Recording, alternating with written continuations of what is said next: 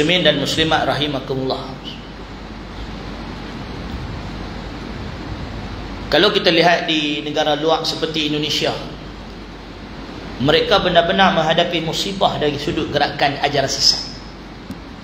Di sana golongan-golongan agamawan yang menyamar sebagai agamawan tetapi tidak memiliki ilmu yang sebenar, begitu mudah mengambil kesempatan di khalayak ramai dengan menggunakan status penampilan beragama, keturunan, kononnya keturunan Nabi atau keturunan Quraisy dan sebagainya, untuk mendapatkan habuan-habuan dunia. Bahkan banyak video ada habib-habib yang menyamar sebagai habib, kononnya dia keturunan Nabi, tetapi mengajar perkara sesat kepada masyarakat. Disebabkan orang ramai minum kopi, mereka buat hadis palsu. Siapa minum kopi, mulutnya akan didoakan oleh malaikat dan sebagainya. Ini antara contoh sesuatu kumpulan dan ajaran sesat. Begitu berani dan bermudah-mudah mendakwa sesuatu amalan atau sesuatu perbuatan sebagai perbuatan yang dianjurkan dalam agama tanpa ada dalil yang benar daripada Al-Quran dan hadis. Maka agama ni jadi permainan bagi mereka.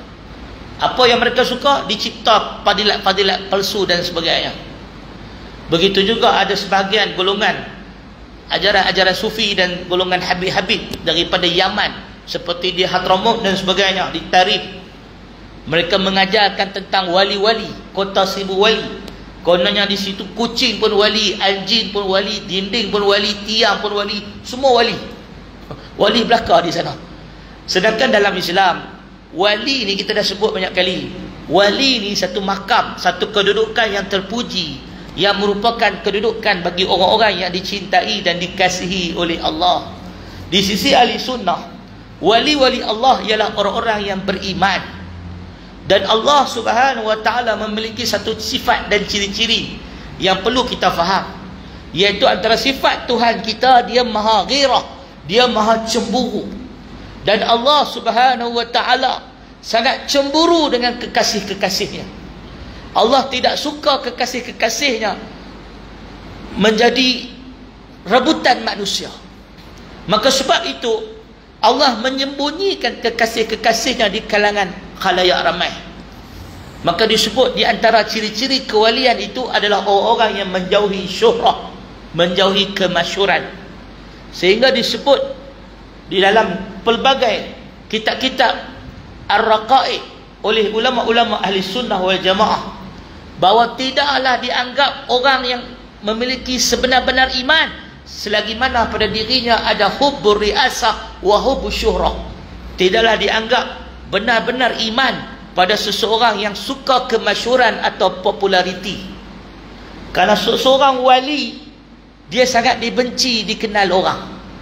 Imam Ahmad bin Hanbal, seorang ulama ahli sunnah wal jamaah, seorang yang memiliki makam yang terpuji, tetapi beliau apabila menuju ke masjid menunaikan salat Jumaat akan mencari lorong-lorong dan jalan untuk dielak, untuk mengelak dari dilihat dan dikenali oleh orang ramai. Demikian sikap para sahabat dan para tabi'in, orang-orang yang saleh seperti Uwais Al-Qarni, Uwais bin Amir Al-Qarni, yang diakui kewaliannya tidak dikenali oleh orang kampung dah. Mereka hanya menghina dan menganggap dia sebagai penggembala kambing. Sehingga apabila beliau terkenal, beliau berpindah dan mengasingkan diri dan tidak dijumpai, sehinggalah berlaku peperangan Siffin. Dia muncul dalam pasukan Ali bin Abi Talib dan terkorban dalam perang Siffin. Demikian para wali-wali Allah seperti sahabat Nabi Ala Al-Hadrami dan sebagainya. Kebanyakan para wali-wali Allah, di antara ciri-ciri mereka itu menjauhi syuhrah. Berbeza dengan golongan sufi. Wali ni kira nak muncul depan orang, pakai seluar pendek, tak pakai baju, buat kerja gila, konon-konon dia wali. Ini adalah contoh dan ciri-ciri ajaran sesat yang sangat jelas untuk kita benar-benar ambil pengajaran, tuan-tuan. Muslimin dan muslimat rahimakumullah. Jadi kalau kita nak hitung dan kita nak senaraikan ciri-ciri ajaran sesat ini, sebagaimana yang saya sebut daripada awal, bahawa ajaran sesat adalah ajaran yang menyalahi dan menyelisihi Al-Quran dan As-Sunnah. Mereka adalah golongan yang jahil terhadap Al-Quran dan jahil terhadap hadis. Mereka adalah orang yang tidak memahami intipati apa yang disampaikan oleh Allah dan apa yang disampaikan oleh Rasul. Mereka juga adalah golongan yang berhukum dengan tidak berpandukan kepada nas, tetapi berpandukan kepada logik dan kemahuan dan keinginan syahwat mereka. Golongan-golongan sesat ini dapat dikenal pada cara dan perilaku mereka. Apabila mereka adalah golongan yang mengutamakan kepentingan duniawi mengatasi kepentingan ukhrawi. Muslimin dan muslimat rahimakumullah.